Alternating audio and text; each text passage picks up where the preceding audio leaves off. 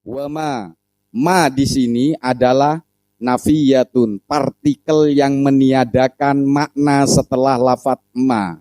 Anzalna secara harfiah maknanya menurunkan. Ketika ada huruf ma di depan, maka ada partikel yang menafikan arti dari kata setelahnya.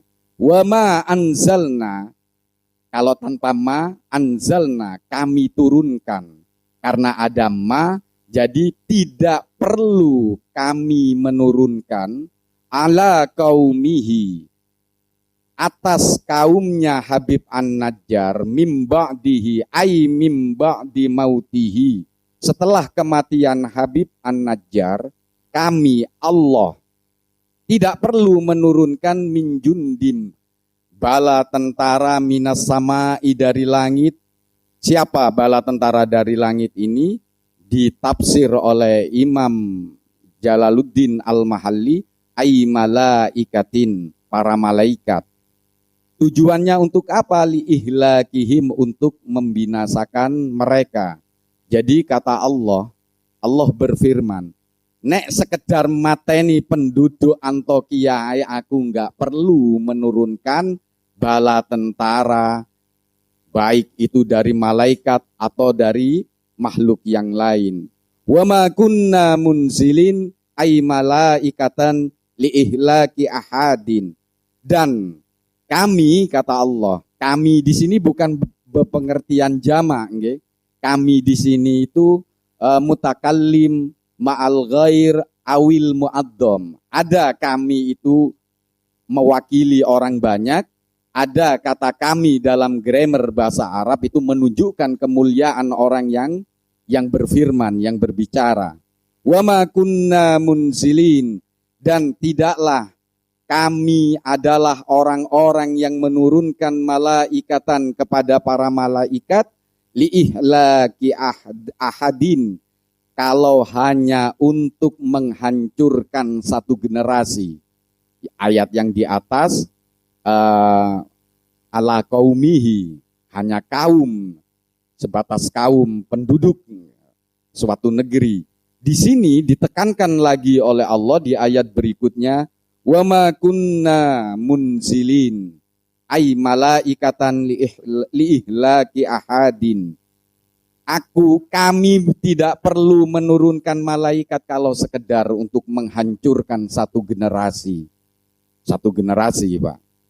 In kanat illa sayhatan fa idahum khamidun. In di sini bukan syartiyah.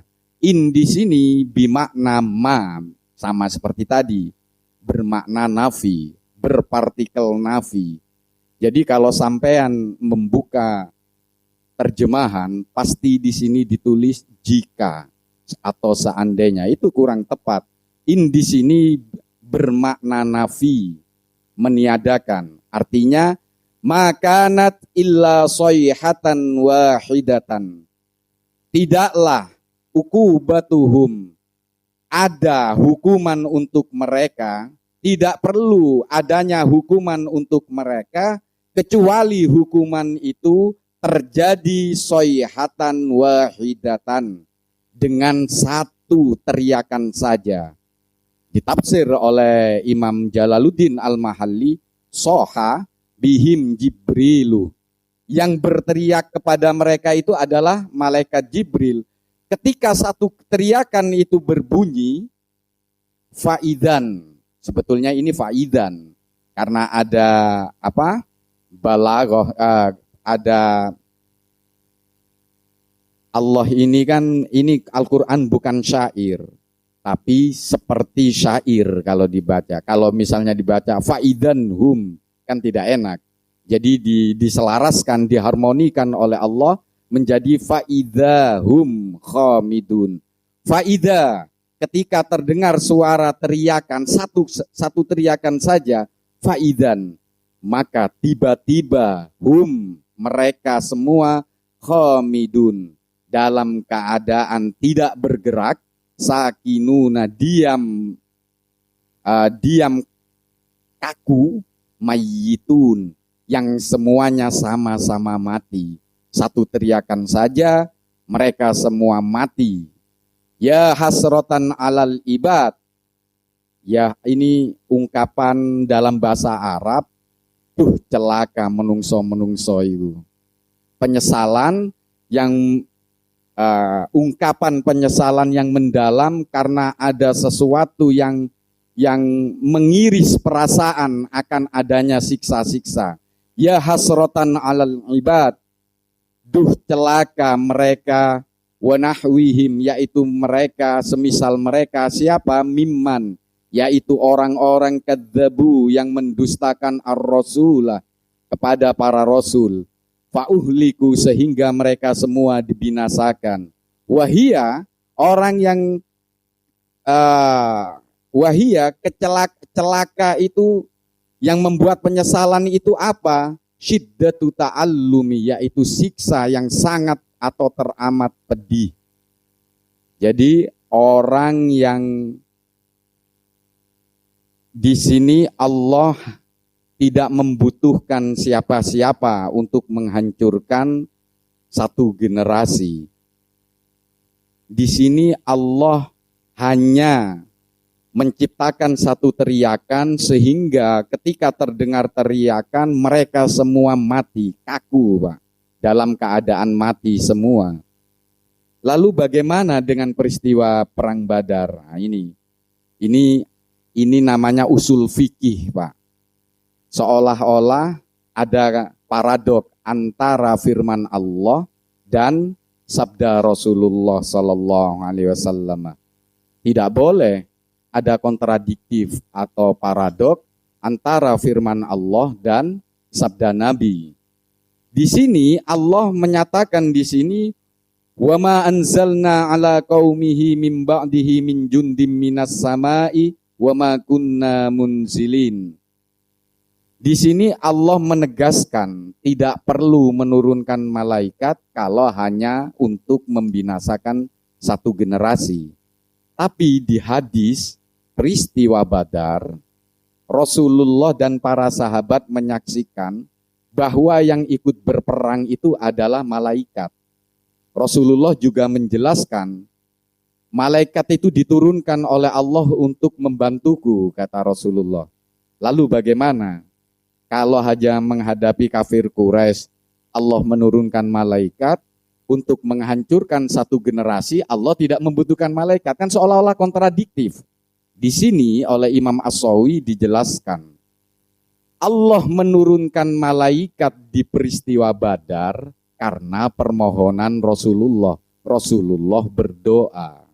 Nah, doa seorang nabi khusus ya, semacam mukjizat, pasti dikabulkan oleh Allah. Oleh karena itu, Allah menurunkan bala tentaranya di perang Badar itu bukan alasan untuk menghancurkan orang-orang kafir Quraisy ketika itu. Tapi Allah memenuhi permintaan kekasihnya, yaitu Rasulullah Sallallahu Alaihi Wasallam. Jadi tidak ada yang kontradiktif di ayat yang lain atau di hadis.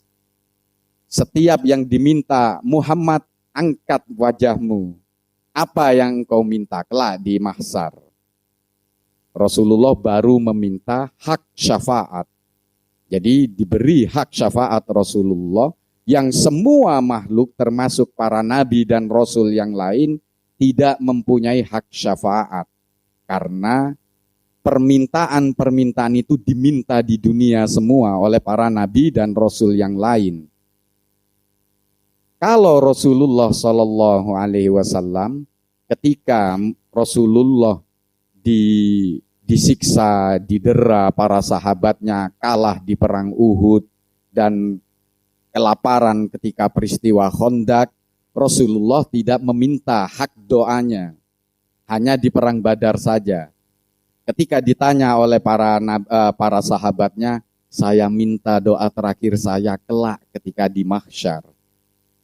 Karena Rasulullah ngendikan, pernah bersabda, ya Allah, saya tidak pernah rela kalau satu umatku saja masuk ke neraka. Harusnya kalau kata Gus Baha, kita itu pasti masuk surga, Pak. Cuman ya itu tadi, kita yang nggak mau kan. Kita yang nggak mau. Nah ini malam hari ini banyak sekali yang datang. Coba kalau tiap jamiah banyak begini kan enak. Bayangkan, jenengan yang hadir ini mungkin hanya beberapa orang saja yang pernah berkirim Fatihah 50 kali. Coba ini kalau ada 50 kali, orang tua kita kesiram semua tadi itu Pak. Baca sholawat, kalau orang 50 kali sampai ke orang tua kita 50 kali. Jadi kalau mahallul qiyam, saya diijazah oleh guru saya, Allahumma yarham, Allahumma al-maghfurlah, Kiai Haji Raden Asy'ad Syamsul Arifin, ada 3 permintaan yang harus kamu minta ketika mahallul qiyam. Nah, ini nanti di pertemuan berikutnya supaya sampean datang. Dan insya Allah nggak ruwet sampean. Nggak akan hidup ruwet sampean. Iya, nggak akan hidup ruwet. Ruwet itu digawe sendiri, Pak. Jadi kemudian setelah Habib An-Najjar itu masuk ke surga, ya ketika semua orang-orang yang dibinasakan oleh Allah dengan satu teriakan saja, kemudian mereka semua ya hasratan alal ibad, wah celoko andewe, celoko. Nah, orang yang cilaka itu siapa? Dijelaskan oleh Jalaluddin Al-Mahalli, mimman kadzabur rusula fauhliku. Orang yang mendustakan. Mendustakan itu, Pak, pertama tidak mempercayai, kedua meremehkan, ketiga merendahkan, terus keempat membuat bahan bullying atau lelucon dari ajaran-ajaran Rasulullah Shallallahu Alaihi Wasallam. Apakah ini berlaku ar-rusul hanya untuk Rasul? Bukan, Pak. Bukan. Yang terkait oleh Rasulullah Shallallahu Alaihi Wasallam. Yang terkait oleh Rasulullah. Siapa pewaris para nabi dan rasul? Al-ulama warasatul anbiya. Jadi kalau Anda ada seorang pegiat pengajar, baik itu pengajar ajaran-ajaran Allah atau ilmu-ilmu yang bermanfaat, walaupun ilmu dunia, lalu sampean bullying dia, atau sampean rendahkan dia, nggak menunggu lama, Pak. Walaupun orang itu kaya, di rumahnya nggak akan menemukan kebahagiaan. Hati-hati, hati-hati. Jadi di sini kata Imam Al-Mahalli, orang yang mati, nek wis mati langsung ngomong, duh ciloko awak iki. Siapa mereka itu? Kadzabur rusulah. Orang-orang yang mendustakan ajaran-ajaran Allah yang dibawa oleh Rasulullah Sallallahu Alaihi Wasallam. Hukumannya bisa terjadi di dunia dan juga bisa terjadi di akhirat. Bisa terjadi di dunia saja, di akhirat tidak. Bisa tidak terjadi di dunia, tapi terjadi di akhirat saja. Contoh yang terjadi di dunia dan akhirat, wis nyengsara uripe nang dunya tapi enggak pernah mau sholat, enggak pernah gencangan itu apa Pak RW ya, bahasa bergegas kalau diajak kepada kebaikan, lebih memilih hal-hal yang tidak perlu. Nah itu wis ruwet uripe, untuk menghilangkan ruwetnya minum Pak ke diskotik. Nah ini siksa di dunia telah ditimpakan oleh Allah, akan menunggu siksa yang lebih pedih, lebih berat kelak di akhirat. Yang kedua, disiksa di dunia, diterpa ujian, ruwet nang dunya, dia sudah ilmu S2, S3 sampai S-tung-tung, teorinya semua dikeluarkan tapi tidak bisa menemukan jalan keluar, sehingga dia memilih bersandar kepada Allah. Muhasabah, introspeksi dirinya, apa yang membuat saya ruwet? Kalau misalnya ketika kaya dulu, pernahkah saya berhitung zakat mal saya secara detail? Pernahkah saya peduli dengan tetangga saya yang harus anaknya tidak sekolah karena tidak mempunyai biaya? Pernahkah kita tahu tetangga kita kelaparan sementara kita nasi terbuang-buang, lauk terbuang-buang? Nah, kalau sudah berintrospeksi, lalu dia bertaubat, memohon ampunan kepada Allah, boleh jadi seperti yang dialami oleh Habib An-Najjar. Dia langsung mendapatkan ghufron dari Allah, pengampunan dari Allah, kemudian waja'alani minal mukromin, kata Habib An-Najjar. Allah akan memasukkan orang tersebut ke golongan orang-orang yang dimuliakan oleh Allah. Lalu ada yang berikutnya, tidak disiksa di dunia, diistidroj oleh Allah, ngelama, orepe, sering menyakiti hati orang, gak kerja tapi soge, Pak. Soge, mbo teko kawi, mbo dari mana, nggih? Kaya. Tapi dia tidak mau menyadari kekayaan yang dia punya, itu sebetulnya titipan dari Allah. Lalu dia bersedekah berah-breh. Kata kalau dalam bahasa kitab kuning itu orang dermawan itu brah-breh. Memberi orang itu enggak mikir, Pak. Enggak mikir, brah-breh. Brah-breh. Tapi dia menuntut Allah. Orang yang saya beri harus ikut saya. Harus ikut saya. Padahal kata kitab hikam itu, bagaimana mungkin seorang manusia itu menuntut kepada Allah ketika bersedekah atau ketika beribadah? Sedangkan dia bersedekah, hatinya saya masukkan hidayah, tubuhnya saya gerakkan dengan taufik pertolonganku, kata Allah, dan harta yang dia gunakan untuk bersedekah itu karuniaku, kata Allah. Aku yang memberi, lalu bagaimana orang itu bisa menuntut kepadaku, kata Allah. Jadi hati-hati, Pak. Memberi orang, memberikan fasilitas kepada orang lain hanya untuk disuruh-suruh, ta'abbud, okay? Hati-hati, Fir'aun itu ditenggelamkan ke laut karena mempunyai sifat ta'abbud, memperhambakan orang yang diberi fasilitas oleh Fir'aun. Hati-hati, hati-hati, ya. Naudzubillah, semoga yang hadir malam hari ini dijaga oleh Allah dari sifat-sifat yang demikian. Kemudian wanidauha, lafat ya hasrotan, sedikit lagi Pak ini. Ya hasrotan itu huruf nida, huruf penyeru. He, tuh, itu huruf nida, penyeru, majasun, yang merupakan bahasa. Ya hasrotan itu bahasa kiasan, bukan makna yang sebetulnya.